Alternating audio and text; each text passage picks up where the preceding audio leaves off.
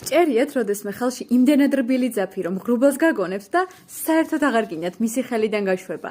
ეს მირინოსია და ამ ვიდეოში მე თქვენ გაგიზიარებთ, რა არის მირინოსი, რა ცხოველია, სად ბინადრობს ეს ჯადოსნური ცხოველი და რა თვისებები აქვს მის ბეწვს. მირინოსი შინაური ცხოველია, კონკრეტულად კი ცხვრის ჯიშის წარმომადგენელია და გავრცელებულია ავსტრალიასა და ახალი ზელანდიის ტერიტორიაზე, სადაც ბინადრობს ღია მინდვრებში, სუფთა ჰაერზე, რაც გარანტიას გვაძლევს, რომ მათი ბეწვი ძალიან რბილი, ფაფუკი და თბილია. ერთი ცალი ცხვრის გაკრეჭვის შედეგად წელიწადში 10 კილოგრამამდე ბეწვის მიღებაა შესაძლებელი, ხოლო 6 თვის ასაკამდე გაკრეჭილი ბეწვის სახელია ბეიბი მირინო.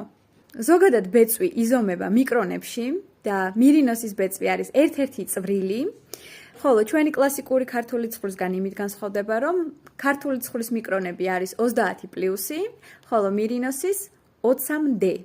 იქიდან გამომდინარე, რომ მირინოსის ცხვრის მომრავლება საკმაოდ რთულ საქმიანობასთან არის დაკავშირებული, ამ საქმით ბევრი არ არის დაკავებული მწარმოებელი, შესაბამისად ღირებულება უშუალოდ ძაფის იზრდება.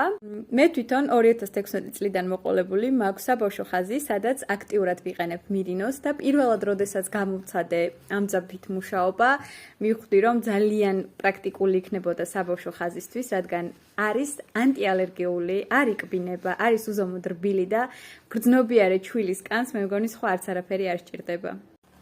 კომენტარებში გამიზიარეთ, თქვენ როდის გამოსცადეთ პირველად მირინოსის ძაფით ქსოვა, რისი მოქსოვა გიყვართ ყველაზე მეტად აი ამ შემადგენლობის ძაფით და რომელ შემადგენლობაზე ისურვებდით, რომ შემდეგი ვიდეო გადავიღო, მაგალითად ქაშმირი თუ ვიკუნია.